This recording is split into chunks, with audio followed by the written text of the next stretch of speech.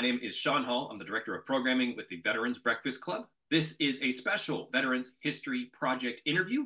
We're interviewing both Mike Gasparetto and Otis DiCerbo, two really big names here in the Western PA region for JROTC. Both have extensive history in the Air Force, which we're going to get into shortly. I want to thank you both for joining us on the Veterans History Project, and I'm really excited to dig into your history. Awesome. Yeah, thanks, Sean. Thank you for having us. Sure. And, usually with our Veterans History Project, we interview one veteran at a time. But, being that both of you are going to be retiring soon, this was a great idea to bring you both on as JROTC instructors and then find out more about both your histories. So this is, as I said, a special interview that we get to interview both of you at the same time. We're going to start, Mike, with you. You have a long history in the Air Force starting in 1981. I'd love to get a bit of that history. Dive into why did you pick the Air Force? Well, May 1981 is actually when I went to active duty. But a few months before that, I just woke up one morning and said, hey, let me go see what the Air Force has to offer. And essentially walked into the recruiting office and surrendered. I can't tell you why I did it that particular day, but it just kind of happened. I knew I didn't want to be on an extended cruise, so the Navy was out. And I didn't want to spend a lot of time in the woods, so that eliminated the Marine Corps and the Army. So never thought about the Coast Guard, and just walked in, and the recruiter, Jeff Walker was his name, just told me what I needed to hear, and I just said, okay, let's make it happen. And then May. That is interesting. I'm sorry to interrupt. That is interesting, Jeff, that you remember Jeff's name, because we do get into a bit of recruiting for both you and Otis. So is there something about Jeff that really stood out to you whenever you first met him? Well, outside of a family friend, he was my first real contact with the Air Force, so he just made an impression on me, even though I only saw him physically 3 times. The day I walked in, the day I took my test, and the day I took my physical. I got myself there for all that stuff. He didn't have to do any of that. So I was pretty easy to recruit, pretty compliant. He told me what I needed to do, got it done, and off I went, off to basic training. What was basic like for you? Well, I was in the old mob dorms, and those are the old pre-World War II dormitories. They had the new dorms up that had AC, but for some reason, there was a lot of folks there that particular time frame, and I got put into a mob dorm, and it was an upper and lower floor, split 25 and 25 new recruits, and they had 3 fans in the windows. That was it for AC. It was pretty warm. First time in Texas. Basic training in itself I thought was fairly straightforward and simple. Although running in combat boots, which they've changed that now, we had to run in combat boots back in the day. That was a little bit of a challenge, but I remember waking up early, going to bed. It was the reverse of 9 to 5. It was 5 to 9, and not all that challenging, I thought at the time. Did you know what you wanted to do in the Air Force when you enlisted, or was that sort of given to you? I had no clue. They showed me first. They offered me being a cop, and I said no. My dad's a cop. I know what he goes through. I don't want anything to do with that. He was a Detroit cop at the time. And the next job they showed me there was one word that caught my attention. It said computer in it. And this was 1981, and I said, "What's a computer?" They explained. I said, "Well, that sounds like a good thing." And they made me an ammo troop, a munition systems technology technician, and I was an ammo guy for 6 years, and then I became a recruiter after that. Can you define what that was? It was a munitions maintenance technician? Yes, anything to do with conventional nuclear weapons. So from small arms all the way up to a nuclear weapon, not an ICBM. That was a different career field altogether, but these were ordnance that could be strapped onto the bottom of an F-16, for example, and point of impact, 5-mile radius was gone. It was while I was at Hahn Air Base in Germany, that was the focal point to stop the Russian tanks from coming in. And that, fortunately, we never had to test that theory, but that's what that was for. But mostly conventional weapons, 500 or 2,000 pound bombs that could put a hurting on the enemy, and small arms, like I mentioned. A lot of responsibility for your young guy. Yeah, especially around the nuclear weapons. I mean, we had to be certified to be around them, and there was a security clearance that you had to pass. And a lot of security in general getting anywhere near them. Yeah, so it was actually pretty intimidating being around a nuclear weapon. And like I tell my cadets, you turn the lights off now, and I still glow in the dark. And this is during, pretty much the height of the Cold War at that time. And was a lot of your training, they talk about a bit nowadays about how after the war on terror, getting back to more conventional warfare and, understanding near peer enemies and things like that. Back at that point, it was all Russia, right?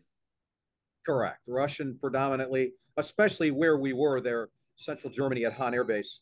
The big concern was them coming across that east to west Germany border, and we were preparing every day for that. Doing on a quarterly basis, every 3 months, we would have a nuclear surety exercise. We do the full chem gear, which I absolutely hated. Couldn't see, hardly could breathe, and definitely couldn't drink much out of it.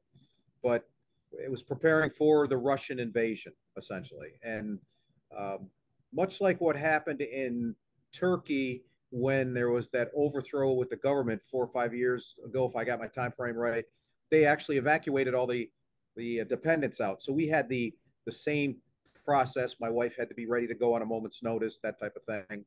But fortunately, that never happened, and it was just a wonderful 4 year experience during the height of the Cold War. And shortly after I left, the wall came down, and I got to experience that because my wife and I were able to go to East Germany and East Berlin, go through the checkpoint Alpha, Bravo, and Charlie. Charlie being the most favorite or famous one, I should say. But just a awesome experience all around. Even though we didn't know we never realized how close we were to being incinerated, especially with the Reagan coming in and Glickum, ground launch cruise missiles coming in, and SALT treaty, all that stuff. We really didn't pay attention to that. That was going to be my question: is could you sense in the military? Could you sense the tension? Was that ever apparent? The only tension I ever sensed was during a an exercise, the week long 12-hour shift where you were actually carrying an M16 and walking around in, they called it mop gear, full mop gear, the protection equipment that you would wear. That was the only time I really felt it. The rest of the time, we just had a good time in Germany, seeing the local sites, eating the food, having some adult beverages, those types of things. It was just a all around good time. And probably the time I really did see it, my wife and I, was when we went to Berlin and saw there was a 20-foot platform looking over the 16-foot wall over into East Berlin. That's when I really got a feel for what we were doing over there really meant. And how long were you in before you got before they changed your duty station? Is that what you would call it? Yeah, we were permanently changed our duty station. So I got to Eglin Air Force Base, my first assignment in October of '81. And May of '83, I was in Germany. So less than 2 years, I was in Germany. And you weren't put into recruiting until '87. Correct. I left Germany to become a recruiter after 4 years being there. Let's bookmark there, jump over to Otis, because that was about 6 years in about 6 minutes that we were able to cover. This is way more stories. We want to let our audience know there's way more stories there, obviously, Mike. But Otis, I'm going to jump over to you. You joined in '83? Correct. Yes, February of '83. And why did you decide to enlist? So I am a first generation American. My mom and dad immigrated from Italy, and so I was born and raised in Newcastle, Pennsylvania, and went through school there. When I was in high school was more about having fun, and I was could have used a little bit more discipline. Just one of your regular kids in high school, just having fun, and maybe wasn't 100% focused on post high school at that time. Graduated from high school, wasn't sure exactly what I wanted to do. When I say first generation American, I really don't know anything about our armed forces. I didn't have like an uncle who served or a grandfather who served. It was just something that was a thought in my mind. I did consider all the branches of the armed forces. I had, thought about the Army, thought about the Marine Corps. Marine Corps was actually number one on my list. I always liked how they have very direct communication with each other. I like their style, very mission oriented, and I just absolutely love their uniform. I was like, it was just one of those things where I was like, I think I have the mentality to be a Marine. Navy, I was like Chief Gasparetto.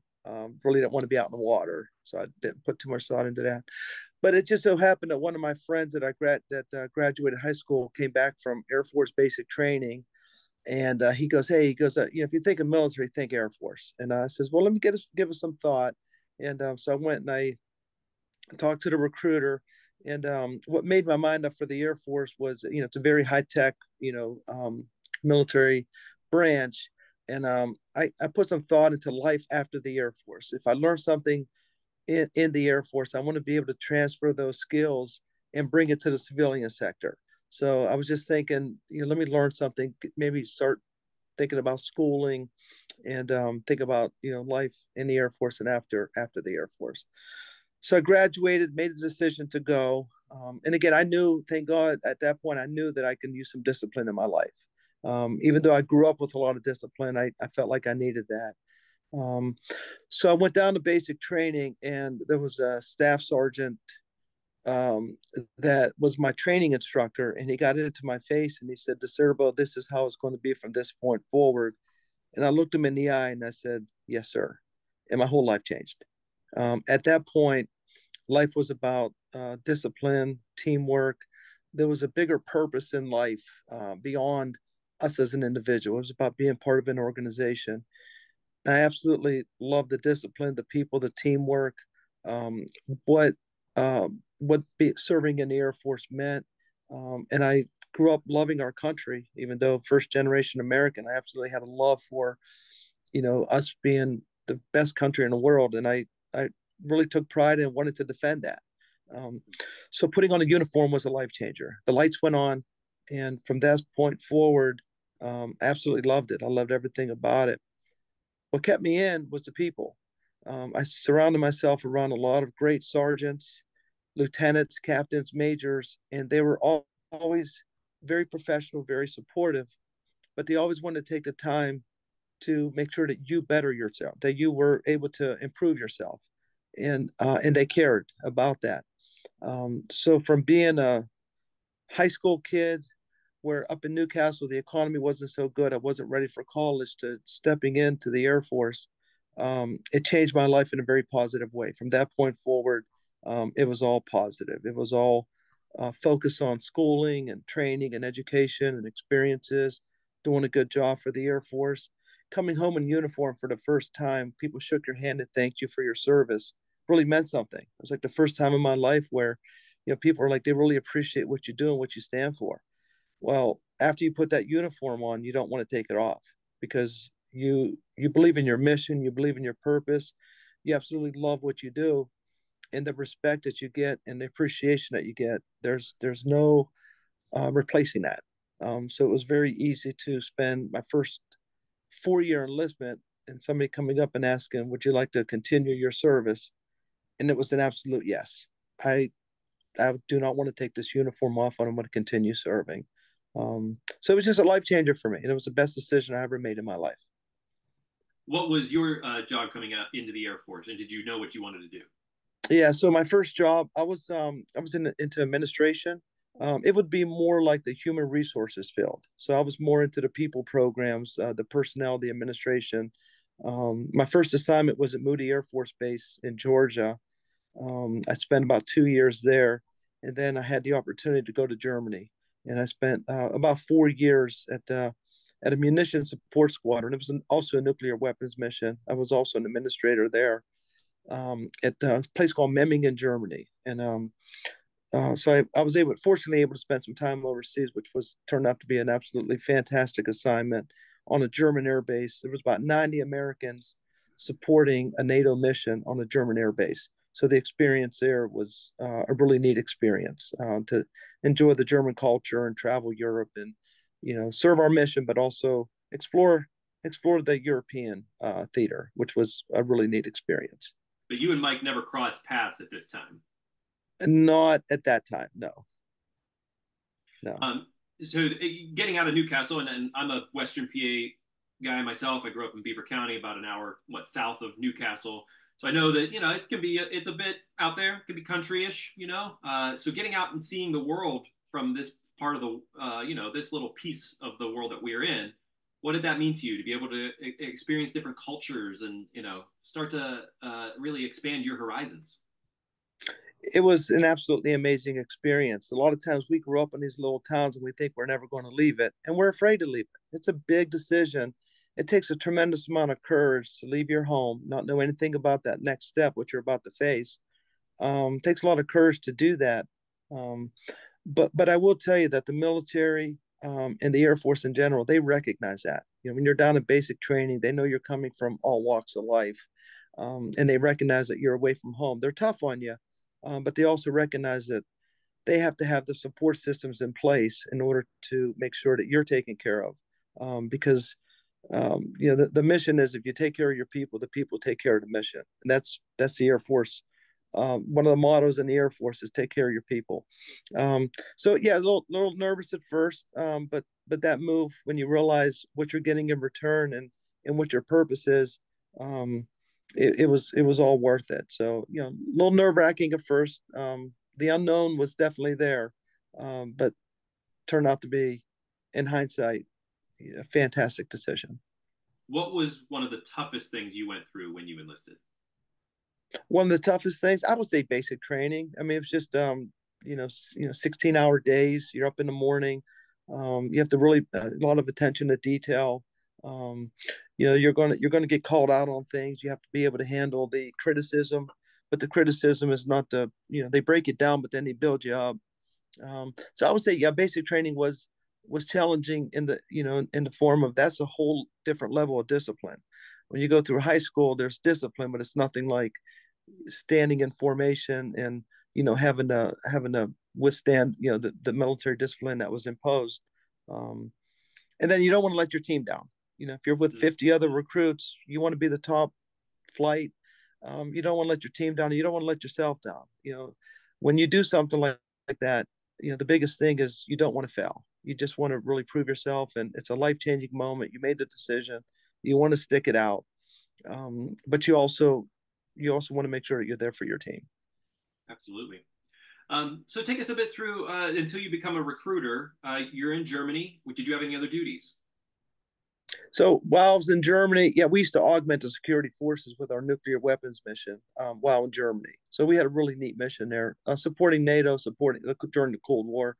Um, my reason, just as a transition point, I did not want to get out of the Air Force, and I loved it.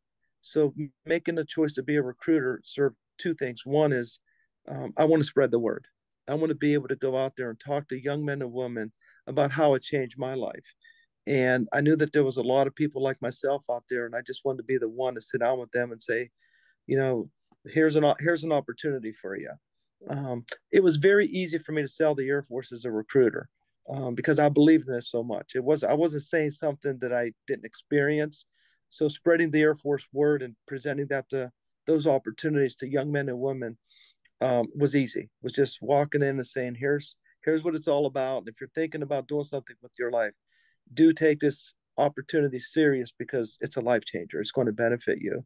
Um, and then the second thing was, I'm very close to my family. So getting back to Newcastle, or as close to Newcastle, was the opportunity to be closer to home at the time. I was ready to be closer to home after being in Germany. So going back to as close to Newcastle as possible was another one of my motivators. And I ended up in Johnstown, Pennsylvania for my first recruiting assignment. Oh, excellent. Um, Mike, what skills makes a good recruiter? Well, I was actually an introvert when I joined the Air Force, and the Air Force brought out my personality, I should say. So you definitely have to be a bit of an extrovert to be able to talk to people and make eye contact. What really probably drives a good recruiter is a recruiter that believes in what they're recruiting for, like Otis just mentioned. At the 3-year point, I made the decision That was basically my first full year in Germany to stay in the Air Force because I was hemming and hawing the whole time, and I initially signed up for a 6-year stint. So at the 3-year point, I said, okay, I'm kind of digging this. I'm going to stay. And then they call it the recruit the recruiter team came to Germany. A little flyer ended up in my mailbox. I opened it up and it said the recruiter team is coming. You get to sit down and hear what they have to say. And that day I knew where I was going and when I was going. So another time, much like when I joined the Air Force and surrendered, I just basically said, hey, sounds good. It's time for something else other than being an ammo guy. Let me try this recruiting thing. And recruiting school was considered one of the most challenging recruiting or schools in the Air Force at the time. Maybe not on the level that a special ops program is, but it was right up there. And there was a high failure rate. So the challenge for me was, well, to get through it because, well, like most folks, we don't want to fail. So I wasn't about going to let that happen. So when I got out to my recruiting office, I just had to get out and outside of my comfort zone and meet people and talk to the local establishment and just get my name out there and get into the schools and figure out what end was up. Because basically you're getting fed by a fire hose all this information from recruiting school to your first 6 months on the job with your flight chief trying to get you spun up and all the stuff, that paperwork that I wasn't accustomed to.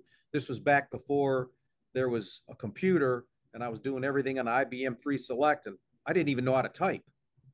So here I am, one finger in it, trying to figure it out.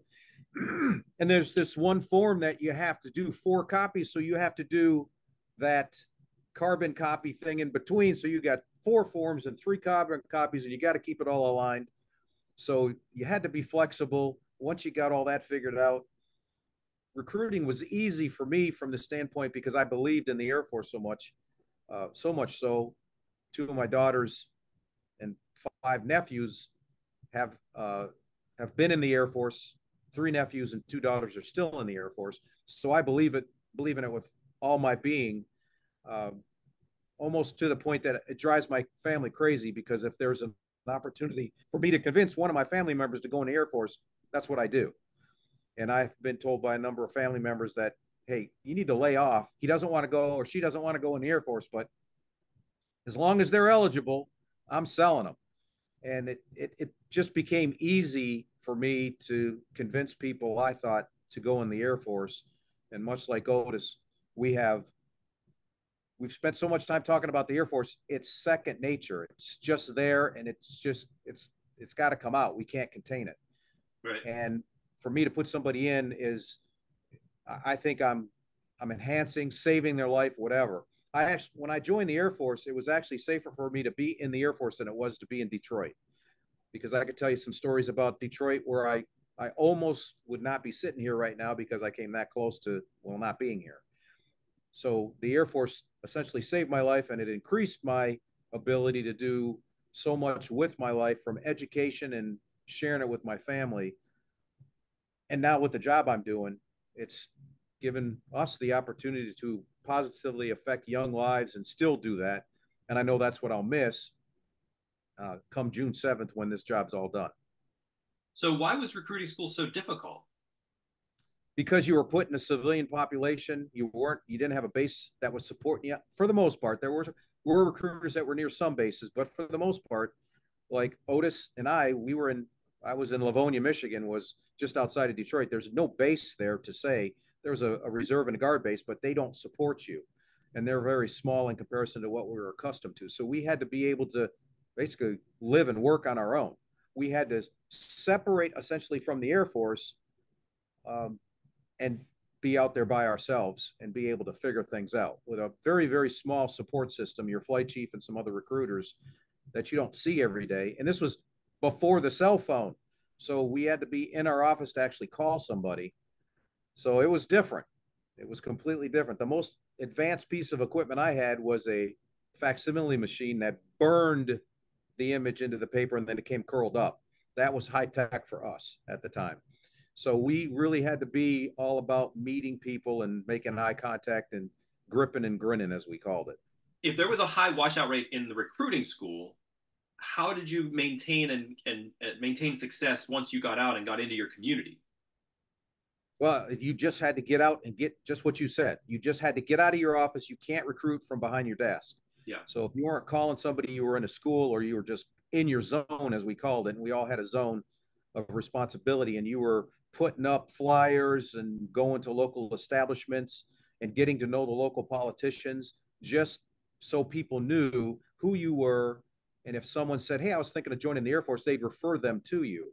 So it was all about zone awareness and your zone being aware of you and you being aware of your zone, and just don't not being afraid to get out of your office, because I knew some recruiters that rarely left the office and they struggled mightily. Mm-hmm. And eventually, you were quite successful at this, and both of you were quite successful at recruiting. Yes. Were there numbers that you had to reach? Was there a lot of pressure from up top to say you need to hit these, consistently every year, every quarter? Well, the pressure was always there. Every 30 days, you went from a hero to a zero, because what you did on, say, October, that didn't make it for November. So each month, you had to reestablish yourself as essentially a winner. So some recruiters looked at it as, because it was a 3 or 4 year tour, they looked at it as 36 short tours. Each month they had to prove themselves. And when I went on to be a health professions recruiter, then that became a yearly goal. But you really couldn't take a break, because you had to be cultivating the market and trying to recruit a doc, a dentist, a nurse, a hospital administrator, a physical therapist, whatever the case might be. And you need to be same process, be in the zone, in the schools, where the med schools, the dental schools, the nursing schools, to get out there and make that happen. So the pressure is always there.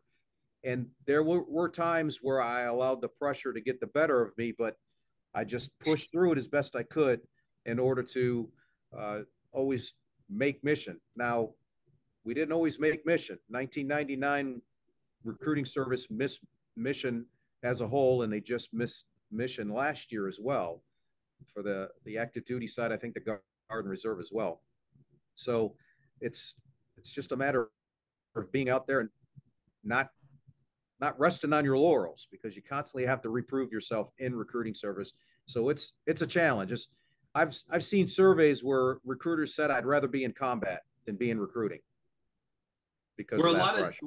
at that time, were a lot of doors open to you? You walk in and say, I'm from the Air Force. I'm here to get some information or give you, start talk to somebody. Did you have to, if doors were closed, did you have to just keep coming back and keep knocking? You did. I'd say most of the doors, at least in my zone, most of the schools were very receptive. There were probably primarily the private schools that I was responsible for that they just did not let us in for whatever reason. But for the most part, most folks, when they saw you in uniform, they were receptive. Long gone were the days from Vietnam. I mean, I joined in '81 and I was working with Vietnam veterans, and they would tell me the stories that, they never got welcomed home, and they were called various things. But that was, I started recruiting in '87. So a number of years had passed, and then it would fluctuate based on the economy too. If the economy was rip roaring along, our numbers became harder to get. If the economy was not doing well, then folks would look to us. And the numbers back then, when I joined the Air Force in '81, there were over 800,000 active duty members. Now there's barely 300,000. So that, we've lost 500,000 active duty positions, but technology took a lot of that away. Right. Otis, what got you into recruiting, and why did you decide that was a good route for your career? So going back, whenever it came time to re-enlist, I really believed in the Air Force. It changed my life in a very positive way. So there were two things that were going on. One is with my job as an administrator, more like human resources management and all that. I've always considered myself a people person, so I have no problem talking to people. One-on-one, two-on-one, classroom settings, fill up the auditorium, doesn't really matter. I just I love being around people and spreading the good word. But and I wanted to get back. A testament to that is we call him the mayor. The very That is funny. Yeah.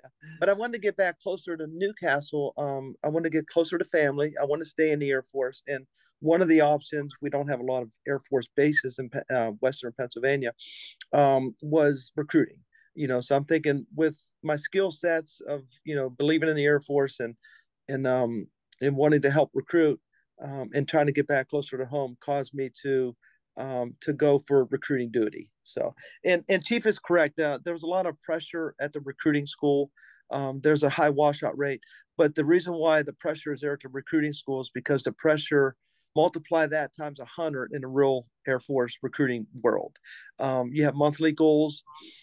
Being an Air Force recruiter, the Air Force takes the best of the best across America.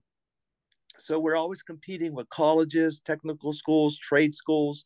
Everybody is competing for that same young man or that same young woman. Good test scores, no, criminal record. You can't be a felon. You can't be out getting in trouble all the time. You have to be physically fit. So there's a lot of things that we're competing with that that made it a little bit tougher. So you have those monthly goals, and speaking on behalf of for me and the chief, we take our responsibilities serious no matter what mission the Air Force throws our way. If we have to recruit 3 young men or young women to go into the Air Force every month, we take that serious. So so there's a lot of pressure there, and the biggest thing is you're competing against a lot of other organizations, colleges, tech schools that want the same young men or young women that we do. But that's what makes the best Air Force, and we took our responsibilities serious. So that's what caused me to get in. And then once I got into recruiting, I liked it. And for the chief and I, recruiting became our career. Instead of going back into our job as an administrator or as ammunition, we liked it enough to stay in. And the Air Force recruiting service liked us enough to continue our services. So we were able to career progress as that being our new career field, the recruiting career field. How long, Otis, were you a recruiter? About 17 years. Yeah, I did about between 16 and 17 years.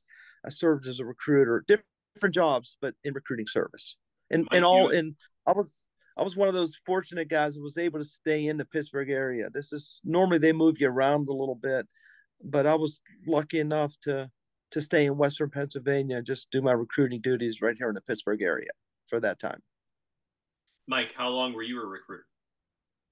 24 to 30 that I was in the Air Force. And much like Otis, I was just fortunate. My first 12 years were in Michigan, then 3 years in Georgia as a group trainer where I'd go to the different squadrons and train the various recruiters and flight chiefs. And then from there, I came here to Pittsburgh to be the squadron superintendent. And then I made fortunate enough to make chief.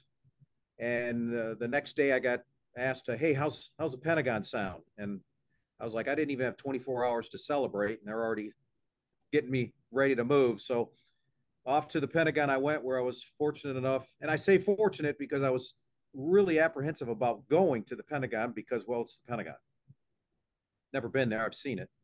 But once I got there, it was an amazing assignment, one of my highlight assignments, that and the Germany one. And I was able to be the crew field manager for all of recruiting service. So I was honored and humbled to have the responsibility of making policy for who could or who could not come into the Air Force. And I was all about yes versus no. If there was a way, if there was an exception to policy, I'd work pretty hard to try to find it. Because if somebody, a young man or woman, wants to serve their country, who am I to tell them no? If there's a way in, I'm going to get them in. And I worked very hard to make that happen. But the Pentagon was just amazing from the standpoint of the people I've run into. Well, the elevator opened up one day and there's Donald Rumsfeld. And he gets on the elevator and he said, good morning to me. And I was like, well, that's pretty awesome. or the opportunity to see the new Secretary of Defense sworn in with the president and vice president right there in front of me. But the biggest honor I had while I was there, aside from the ability to get people in the Air Force, was I was afforded the opportunity 5 different times to present the American flag to a deceased chief at Arlington. So I'm standing at the head of the coffin. They fold the flag, they hand it to me, and I go kneel down and to the chair farthest left front and say, on behalf of a grateful nation, the United States Air Force, we present this flag to your service member for their faithful service to this great nation of the United States Air Force. And I mean, that was just awe-inspiring to me to be able to do that. Not that the death of the family member was paramount, but for me, from a personal standpoint, to be in Arlington to be able to do that was pretty special. Honor them. Yeah. It's very interesting to get to work at the Pentagon. And I would imagine that the red tape that had to be a part of recruiting, we've heard a lot, people who may hear like, oh, you're allowed to have tattoos now, things like that would maybe stop someone from being able to get into the military years and years ago. Was there any detractors to your sort of want to get to yes? Is there, despite what they may have gone through, they want to serve, so let's get them in. Right. The hardest part I had was, I'll give you an example. There was a young man that came in under a special program, and he was only supposed to stay in for 2 years, but he wanted to remain in. I was able to find where it was written, with the help of somebody, where it was written in public law that if you served faithfully, you could stay in, and everyone was focused on pushing the guy out, to include the base commander. So I had interactions with the base commander saying, Colonel, this person can stay in per this, and I referenced the exact law, and that person was able to stay in. But another example was, I had a master sergeant at the time call me saying his wife is in can't remember, the Guard or Reserve, and she wanted to come in, and they were hitting roadblocks. So I was able to figure out, based on working with the other career field manager for the career field that young lady was in, and he was willing to accept her. So we made a position for her essentially, but the big drawback was she was currently a tech sergeant, which is 5 stripes. She was going to be reduced to come onto active duty to 2. Oh. So go from tech sergeant to airman first class. So I call her and her husband back, and I say, here's the situation. I got a yes, but here's the stipulation. They didn't even hesitate. What do I need to do? So fast forward a number of years later, I'm on a bus in San Antonio going to an Air Force event, and a guy, senior master sergeant, sits next to me. I introduce myself. He says, are you the same Chief Gasparetto that worked at the Pentagon? I said, I am. I said, well, you helped my wife and I. And I said, explain the situation, because I didn't remember the name.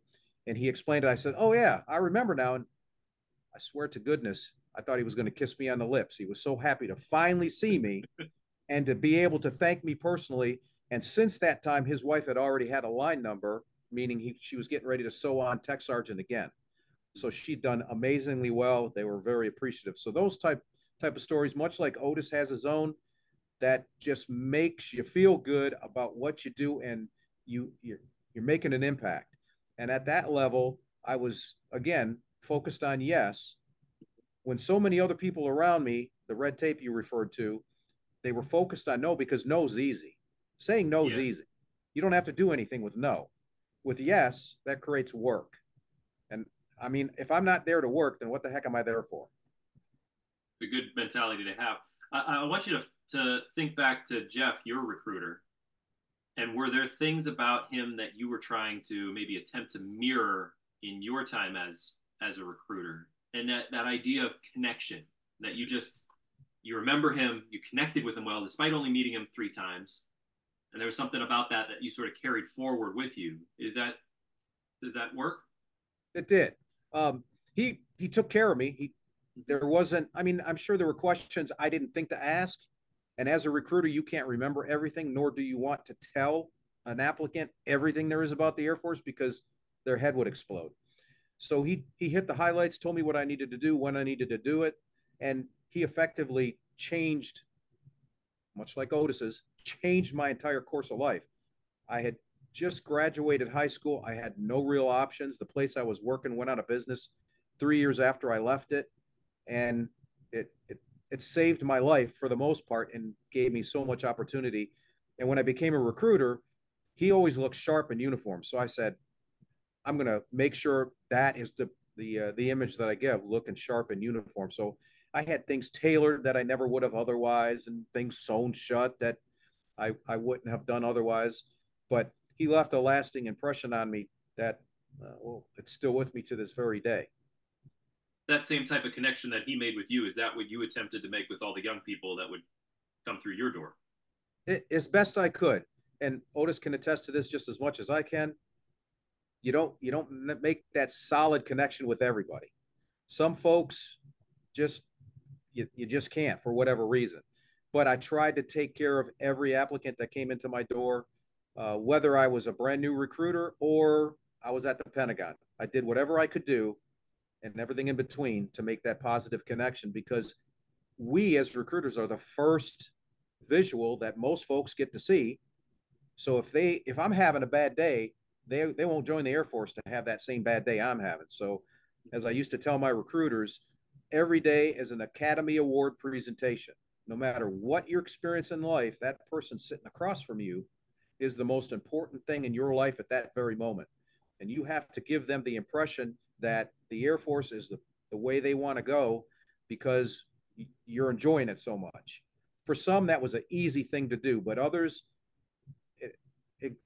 it clouded their presentation because they were frustrated at their boss, or the Air Force wasn't doing what they thought it should have been doing for them. They didn't like being in recruiting, whatever the case might be, but you just had to rise above that. Like I tell my cadets, you have one or two options when you face a challenge.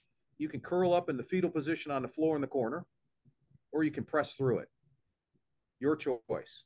So Otis and I, we're always pressing through it every day with our cadets, with our recruiters, with our recruits at whatever stage of life we were in. And that's the impression I hope I left. Otis, Yeah, same, I was going to say yeah, same question to you, but go ahead, Otis. yeah. So, yeah, Chief explained that very, very well. But Chief and I, we go back in recruiting. The one thing that helped make sure that we were always successful is that we were always honest. Whenever we were talking to prospective applicants, we told them the truth. This is what this is how basic training is going to be. This is how you get a job in the Air Force. This is what a guaranteed job is. We were never misleading in any way. So it was very easy to build a really good reputation in the community that we served, knowing that we were just straight shooters, and that really helped us become very successful recruiters over the years. Anytime somebody is misleading to try to get somebody to join, and then later on they come back and say, "Well, you weren't honest with me," that just damages reputations and that damages people's lives. We weren't about that. We were like, "This is what you're going to get. This is what you can expect." And then when they came back, they can never say that we misled them in any way. And during our whole career, that was always first and foremost very important to us. It's part of the core values of the Air Force, which is integrity first, and we live by that every day, and we still do. So that same question, notice of just connections that you were attempting to make, and either successful or unsuccessful. How did you try to make those initial connections very positive to really get somebody excited for this big step in their life and then in their Yeah. career? So a lot of it started with my attitude, and my attitude has always been very positive. When you meet people, you can tell good attitude, bad attitude, and I was always enthusiastic about my decisions. Took advantage of opportunities in the Air Force and was able to let them know, you can go to school and take advantage of those opportunities, learn as much as you can. I didn't just say that to people. I did it. I was able to go to school and the Air Force paid for it, and get some training and the Air Force paid for it. And they just really took care of you. Other people don't take advantage of it, but for somebody who's motivated, I took advantage of it, and I was able to spread the word and say, if you really want a strong foundation for your future, my connection to people was, you can come in, you can serve, you can get education, you get training, you get experience, you can go to college. You're not going to have college loans for the rest of your life. You're going to be a veteran. Well, you're sharing something that I really believe was a strong foundation for any young man or young woman in America to say, I served and I took advantage and I learned. We sacrificed a lot. Chief will tell you, there's times when we put 10, 12, 14-hour days in every day for weeks just to do what we needed to do, whether it was on active duty with our original job or whether it was in recruiting. The hours were long and the sacrifices were very intense.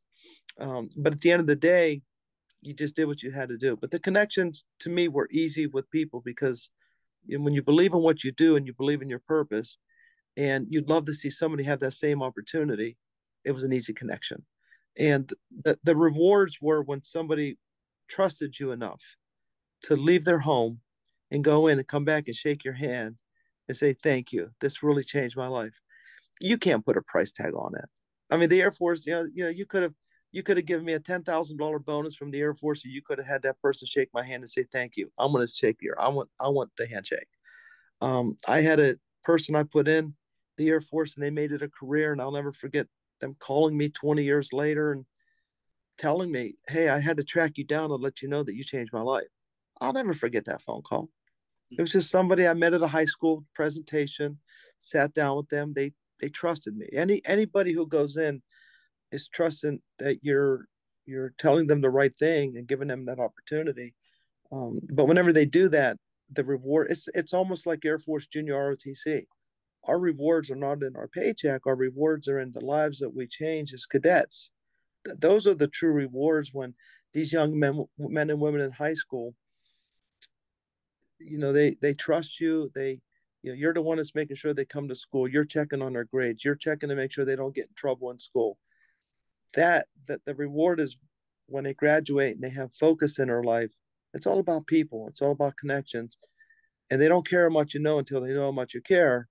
So, that's been our lives for Chief and I. Recruiting in junior ROTC, our life has always been about giving to others in hopes that they will make something out of themselves. We gave them the tools, we gave them the opportunities, but when they came back and they thanked you, there's no other way of being grateful for what we do.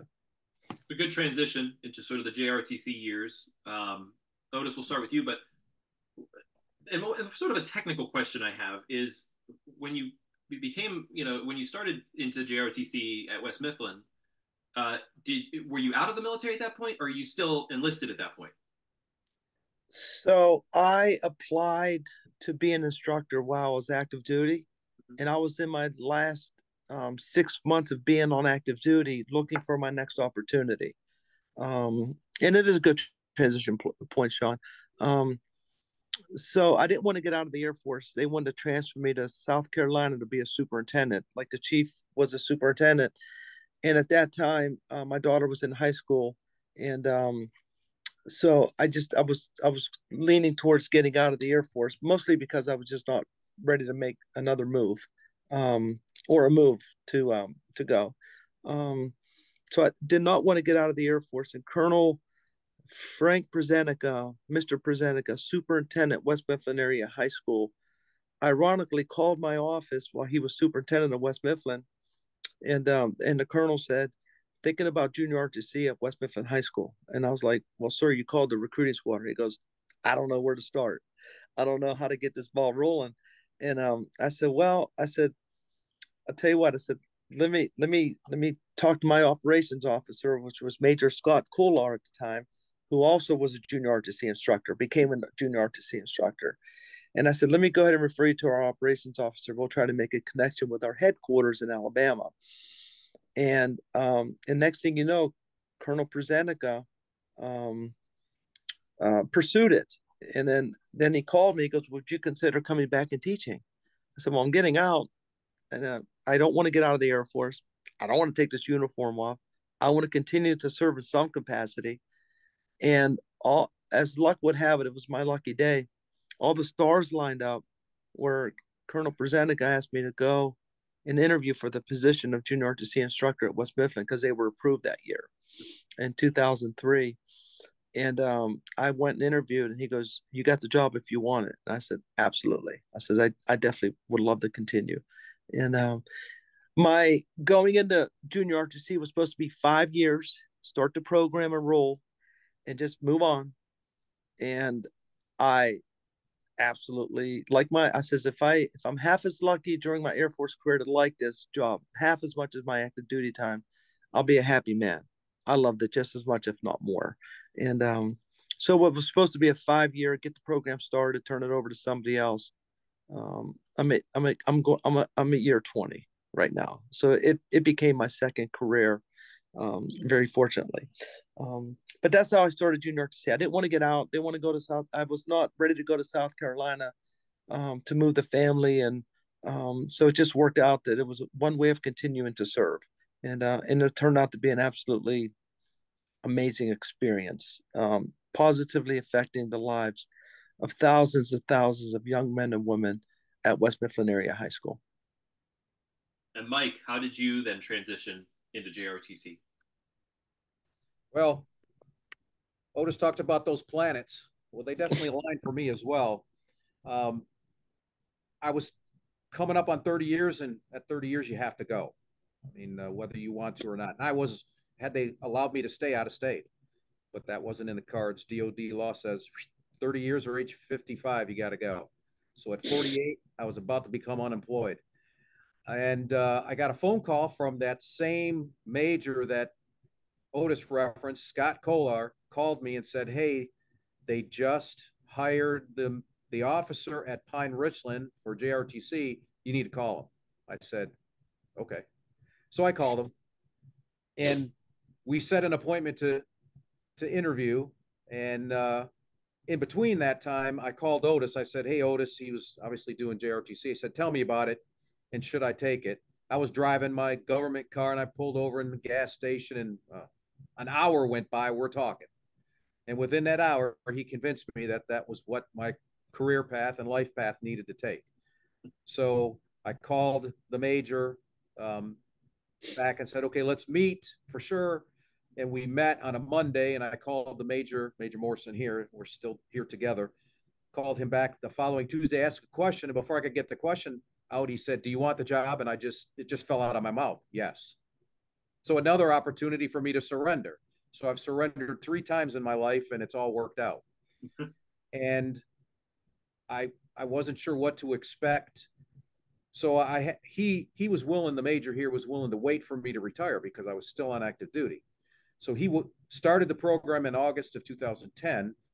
I retired at the end of December, and that weekend I took off, and on the 3rd of January of 2011 I started. And he was halfway into the year, and he said, "Hey, welcome. This is what you need to do. Here's your classes. Go." So he put me in the classroom, and I'm like, okay.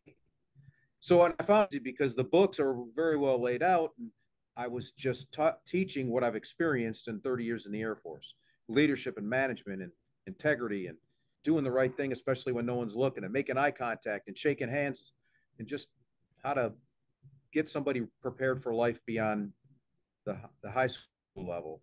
And again, like Otis, I I loved being in the Air Force, and I was just hoping to find a job I would like. And I was not ready to give up the uniform. So this transition was like heaven made for me. And those planets again aligned. And here I am. June 7th will be my last day. I'm going to take the uniform off for the last time. And it'll be a very somber time. But I've been able to do so much with cadets that, much like Otis, I get cadets sending me emails years later or sending me a note, something, and thanking me and telling how well they're doing. My nephew, who is a senior master sergeant in England, he's been in England for 7 years. He's going to be the next Chief Gasparetto in the Air Force because I'm convinced he's going to make chief. I posted something on Facebook about our banquet where a picture was taken by my son-in-law. I didn't know it at the time. He shared it with me afterwards, where I'm standing at the front. The major had just said some nice words about me because that was our last banquet. And the audience was giving me a standing ovation, and I was feeling a little out of place because it's about the cadet. It's about me. And I posted that, and my nephew did a long comment about how I've impacted not just the Air Force and fellow airmen and cadets, but my family. And I'm trying to read this. I'm getting a little emotional right now just thinking about it. And I didn't put it into that context where generationally from 1987 to currently, had a positive outlook on life and what I did, and especially the Air Force. Mm-hmm. And like Otis said earlier, you never know until someone lets you know. And my nephew, I tried reading that out loud to my wife. I couldn't get through it because it hit on all those points. And that sums up our experiences, I think, eloquently from the standpoint of you're just doing something that you believe in and not really realizing what's happening around you, just knowing that you're taking care of business constantly the appropriate way with integrity, making sure that everyone around you is taken care of. And as a leader, that's what you're supposed to do. Take care of those around you. It's not about you. And just press forward. And I'm going to hate to let that go. And I have to find something that'll keep me occupied in my retired life a second time. And as I joked, I'm retiring from high school a second time. I'm sorry, graduating from high school a second time. And just try to make the retirement life as meaningful as my life's been up to this point, with family and country and God and all that good stuff. And Otis would probably agree with me 100%. I am truly blessed. I could not have asked for anything to go better than it has right now, than what I've experienced. So I've just been truly blessed. That's great to hear. And just as sort of like, we have a very wonderful sort of arc of both of your careers here. And just, I see you consistently hear throughout our conversation here, the passion that you both have for not only just the Air Force, for also for serving your country, for your family, and for so many people that you didn't know. You didn't know the recruits coming in. You didn't know the cadets when you first met them. You don't know their families. You don't know their history. You don't know anything about any of these people that you've now positively affected their lives and the course of their life, as evidenced by the people that have reconnected with you years later to say thank you, for that. And that speaks a lot to both of your characters. Just like, you didn't go into it thinking, well, I don't know these people, so I don't know them anything. You went into it because you believed in what you had gone through, believed in the service that you experienced, believed in the Air Force, believed in the country, believed in them.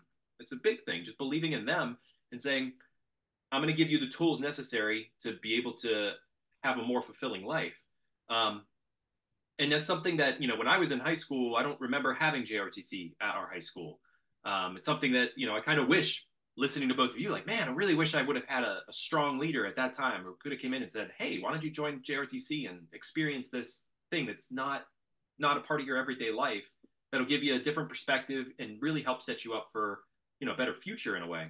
But I want to sort of historically go back here a bit and just, how did JROTC start? And did you know anything about it in your recruiting time, before you became an instructor?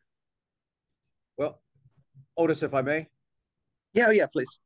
So it's actually part of our lesson plan to talk about when JRT started. It started initially with the Army in the early 1920s by, I can't remember his name. He was a first lieutenant way out west in Wyoming or somewhere out there. And he put that together. Then in 1964, the Department of Defense went to Congress and said, we need this program established for the other services. And then, so they gave us the ground rules of what needed to be done in 1966. The Air Force finally got, their everything together to establish the first 25 schools. There's only 6 of those 25 that are left, one of which is North Allegheny. So North Allegheny's been around since 1966. They have a storied past. They have actually, at least one that I know of, one of their former cadets is a general. I don't know if he's still in, but had made it to the general ranks. So it started with that, and it was about citizenship and character building development in the high school level with a military perspective. We weren't about recruiting. It was about character development at the high school level. And that's essentially how it got started. And the Air Force has just a little under 900 schools throughout the world, not just the nation, but throughout the world. because we have them in overseas locations as well. And occasionally a school will close and it'll open up an opportunity for another school to take its place. So there was an unfortunate issue with a school in New Jersey. It closed and ours opened up and we got all their stuff. And that's kind of how we got started here. So I don't know how West Mifflin might have got their stuff started, but it might have been similar. Go ahead, Otis. Yeah. So just going back to an earlier reference, Colonel Presenica, he was a superintendent at the time, and he knew about JROTC program just from being a superintendent. He wanted an Air Force program. He was an Army colonel, and he just spoke at our banquet. We just had my last awards banquet, not the last one for West Mifflin, but our last banquet. But he was my guest speaker at our banquet, and so he knew about the Air Force and he wanted the program there. So and just for him being a superintendent, he was aware of it from other school districts that had the program and the positive impact and value that it adds to a school for the betterment of the students, most importantly, and also to the community. So he was very, very well aware of that. And I do want to make a reference point on this, is that I had him at my banquet as my guest speaker, and I thanked him because as a leader of a school, he had the vision. I said, Dr. Presenica, you have the vision and the leadership to bring a program in that you took a chance on. The school board didn't know anything about it. The community didn't know anything about it, but you knew enough to bring it into a school because you really believed that it was going to help the students. And 20 years later, your decision to bring JROTC to West Mifflin, and I'm talking about that particular program, has been so positive because you have that decision, even though you weren't the instructor there, you brought in a couple instructors, but you have changed the lives of thousands and thousands of young men and women that are better citizens today as a result of spending either 1, 2, 3, or 4 years with us at that high school, that are better citizens today as a result of your decision. We just were fortunate enough to serve as the instructors, but he's the one that brought that in. So just as to yourself and to the listeners out there, any schools that are considering something that's really positive, different but unique and positive to a school district and to a community, I would say consider a JROTC program at your school. If the opportunity comes up, the value that it adds to the school district is so significant. It changes lives, where we're able to positively affect young men and women into making the right choices. There's a lot of peer pressure at school, but we're the ones where they wear a uniform. They learn the core values of the Air Force. They learn leadership. They learn management. We do not want them getting involved in drugs or criminal activity. We want them to go to school. We want them to, we're not there to recruit them into the armed forces. If that's what they decide to do, we're okay with that. But we're not there to recruit them into the armed forces. We just want them to graduate high school and understand the value of education and training and technical schools, and to be a good, productive American citizen and have pride, stand up for the Pledge of Allegiance, understand what the national anthem means. Just really have pride in our country, pride in our community. Make you better every day. Make your family better every day. Make your community better every day. Make your school better every day. We're really big on be better today than yesterday. So, so these programs, they're a life changer. Not only for students, but for school districts and also for communities. So any student can join JROTC. That's correct. Yeah, we don't force them to join. That's not our policy, but we do talk to 8th graders. We go and do presentations to 8th graders. They can take it as a 9th grader, and we just present. This is what the program is all about. And I'll be honest, and Chief is probably the same way. We let our cadets do the speaking for us. Whenever we do presentations, when we were able to help Newcastle get a program, Newcastle, PA, I met the superintendent, and our cadets went up and talked to the school board, and we went to Norwin. We helped Norwin come in as well. The superintendent at the time, Dr. Kerr, was exploring JROTC. And Chief and I, whenever we talk to people, we can talk a little bit about what we teach and all that. But our biggest sellers of JROTC are our cadets. When they walk in and they talk about what they're learning and the pride and the professionalism and the teamwork and the value that they get out of it and the opportunities for scholarships, the opportunities to get into flying programs, the opportunity to to get a good recommendation from us, to get their start in life, how we hold them accountable. We're tough on them, but life is tough. And when they sit in our classroom, they spend some time with us. We let them know that life is tough, and we're not always the easiest on you, but you will be 100% ready the day you graduate. About meeting standards. When you work for a company and tell you you got to wear a uniform, you're okay with that. When you work for a company and you got to shine your shoes and you got to press off your shirt and look neat and tidy, they understand it. Because if they spend 1, 2, 3, or 4 years with us, we hold them to the same standards as our United States Air Force, which is the best Air Force in the world. And we're really big on teamwork and discipline. And in the real world, whenever they walk in and people talk about standards, policies, procedures, expectations, being on time, punctuality, being a leader, taking charge, making things better, self-improvement, they get it. And that next step in life, whenever they go on to college and the college is looking for a student leader, ours are ready. And no matter what they decide to do afterwards, we feel like we prepare them, and they are one step ahead of a lot of other people as a result of their experience. But the cadets give up a lot too. They're wearing a uniform. All their friends are in jeans that day. They're wearing a uniform of the United States Air Force.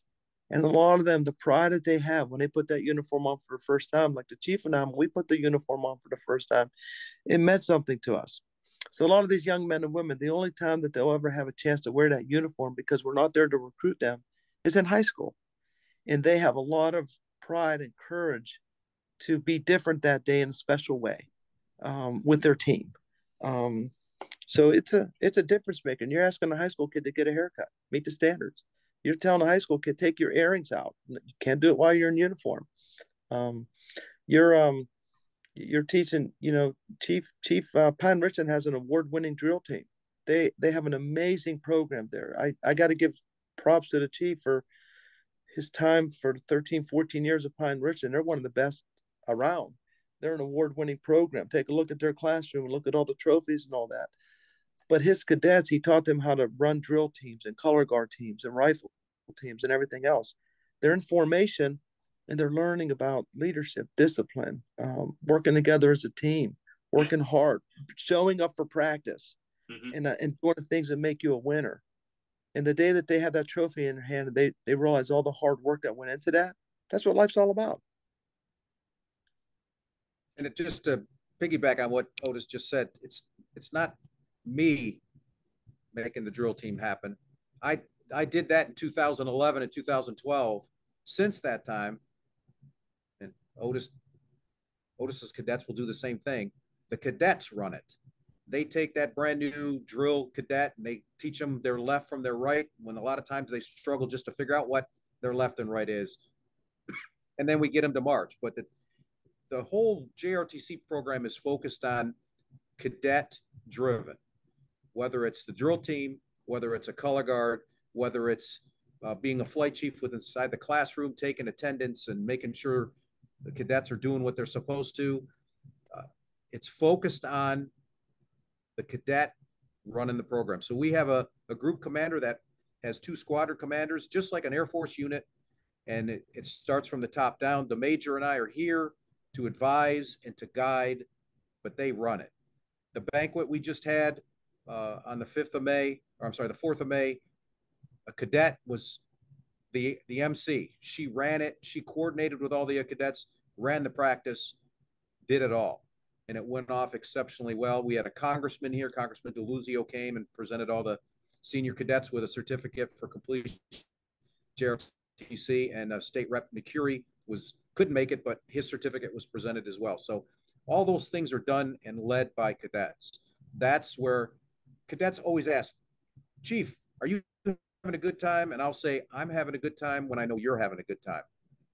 And that's where we get our enjoyment from. So it's not about Otis and I, like as I said earlier, it's about what the cadets get out of the program to make them more successful when they leave the happy confines of high school. And it's only a small blip in their entire life, 4 years, but it's an impactful foundation time frame, and something that we teach in class here as well is getting them ready to how to use a credit card, how to use a checkbook, how to invest, what it means to make money on your own, because no one's going to do it better than you will for yourself. So those types of things, get them. That is a sorely lacking topic in high school. They're focused so much on the essentials, which is math, right, reading, writing, and arithmetic, right, and all those types of things, that the financial stuff is largely ignored. And then they get out there and they get all this credit card debt and they get all this school debt, and, well, then they're just in debt. And we try to focus on not allowing that to happen as much as possible, knowing that they can't all afford to pay for college, so they're going to have to get some kind of debt for that, but minimize that as much as possible. But the biggest reward is just seeing them flourish, seeing a ninth grader come in and then having them graduate, which I'm going to see them do here very shortly, and seeing how they've matured and the confidence they have. It's really mind-boggling how much they have grown in a very short period of time. And it's not just us, it's the whole collective of the high school that helps in that process. But we give that kick in the butt whenever needed. And like Otis mentioned, we apply some discipline. I am definitely a stickler when it comes to doing the right thing, when it comes to wearing the uniform and doing just the right thing whenever. And I'll call a cadet out in a heartbeat in front of people. Mm-hmm. And then if I really have to get in their stuff, I'll pull them off to the side, take them into the office and talk to them one-on-one. But I use the public forum as a learning opportunity for everyone else as well. And it's been very effective, and the cadets are very responsive. If a parent uses, I'm going to tell the chief or the major, that usually gets the attention of the kid, because we have that kind of connection with the parents. And I know Otis has excellent relationships with his parents too. We do as well. We get to know them. I mean, they see us, they give us hugs. There's some parents, they would allow us to do whatever we want, up to and including the old paddle if we had one, but we don't do any of that stuff anymore, obviously. But they would allow us to do that to get the attention of the child. And we tell the parent that we are just merely an extension of them in high school. And if there's a situation that they're dealing with at home and they want to share it with us, we will address that either anonymously or let them know that the parent has told us what's going on, and we're addressing that right now. So just the ability to be able to be so involved with cadets is truly rewarding and a blessing. Sometimes though, that drama, and I'm sure Otis deals with drama, the drama I'm not going to miss, but the ability to shape those cadets, I will truly miss. You guys both were reading my mind throughout this whole thing, as many of the questions I had, you answered without me even having to ask them. That's how good you guys both are. Because part of it is, what would you miss? What obviously, yeah, the drama of teenagers, we all went through it. But Otis, what will you miss about, whenever you leave JROTC? The impact.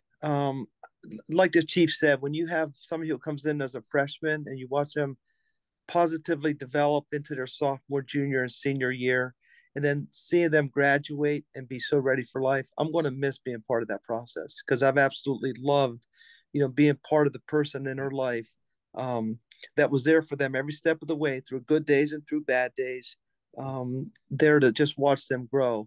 I'm going to miss that. That's going to be one of the toughest things. So it's really going to be the cadets. They make you laugh. They keep you young, 100%. Like you're around these high school kids, and you can't act older on them because they'll let you know it. But they keep you young, they keep you laughing, they keep you youthful. But they're also the ones that truly appreciate you. They're the ones later on, either during high school or even after high school when they graduate, they're the ones that will reach out to you and say, you were the one that was there for me to make a difference. And I'm going to miss out a lot. Fortunately for West Mifflin, we have a new instructor. Chief Tom Ware is my replacement. He's already in place. He's doing an absolutely fantastic job. We have a colonel coming in from the University of Pittsburgh, ROTC. He's going to be our new senior instructor. His name is Colonel Straub. And so the legacy of West Mifflin is going to continue strong. I'm happy about this as I leave. The legacy is going to continue strong with a chief that really cares, and he's off to an amazing start. And then Colonel Straub, who runs Pitt ROTC, is scheduled to come in at the beginning of the new school year, and he's with the Space Force, and he is going to be able to offer these young men and women a lot, to keep the program moving forward. So I'm leaving at a good time, knowing that it's going to be in good hands. And unfortunately, no one's replacing me just yet. So if there's anybody out there that's looking for this job, it's currently available at Pine Richland.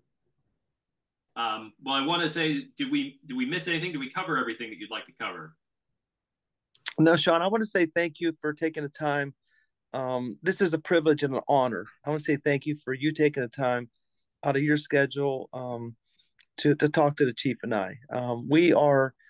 I've known Chief for a while. He was the superintendent of the recruiting squadron when I was the operations officer, and we fortunately have met, became very good friends. But we are just two guys that just truly love our Air Force. We're blue. We bleed blue. Putting that uniform on and serving and having the privilege to serve not only in active duty but in junior RTC has been such a big part of our lives. Most of our lives have been serving. And if I was to continue wearing a uniform and go into Civil Air Patrol, or if the Air Force ever called me and said, go to an Air Force base and talk about junior RTC, I'd be on the first plane out, and to spread the word to say, if you're looking for some opportunities out there, they're there, and and hopefully we can continue the strong legacy of our Air Force and our junior RTC programs. Mike, and I'll just piggyback on that. Thanks for taking the time, Sean. Means a lot. And hopefully this will do some good out there to get, whether it's to join the Air Force or become a cadet. If something positive happens, then it's all worth the time. But I would just like to say how blessed I am and fortunate to be in the position. 2 jobs that I've never classified as work. The cadets provide so much entertainment. And loving what you do, it's not real work. The hardest part of my day was the alarm clock. Once the alarm clock was off and I was up, every day was a good day. I don't have bad days, just different degrees of good. But I'd just like to shout out to my 2 daughters. One's Lieutenant Colonel Amber Gasparetto Bruning, who's getting ready to go from Boston to the Pentagon. So she's going to be serving where I did once. And my other daughter, Major Autumn Gasparetto, who's leaving Dayton, Ohio, Wright-Patterson Air Force Base to go to Boise, Idaho, to be a MEPS commander, where they process all the young men and women to join the military. And my 3 nephews that are still serving out there, thank you for your service, continued service. And for those veterans out there that may view this, thank you for your previous service. We appreciate you. Well, I'll speak for the Veterans Breakfast Club and say thank you both for your many years of service and for changing in so many lives for the positive. Certainly just having the honor of sitting here and listening to both of you. I want to go join. I'm 42. They still allow people to join at 42, right? But really, honestly, it's been an honor and a pleasure to sit down and listen to these stories. And like I said, there's many that we left on the table. So please come and join us at another future Veterans Breakfast Club event, because I'm sure we'd love to fill in those blanks and hear more of it. And for the people that have listened in, if you're looking at a future career, if you're young, you're looking at JROTC, you've just heard the best of the best talking it up. So go talk to your JROTC instructor at your school, or if you're looking at the Air Force, go check out the local recruiting office and hear more about the Air Force. Thank you both again for your time, and I look forward to seeing you both again very soon. Very good. Thanks, Sean. Yep. Thank you. Okay.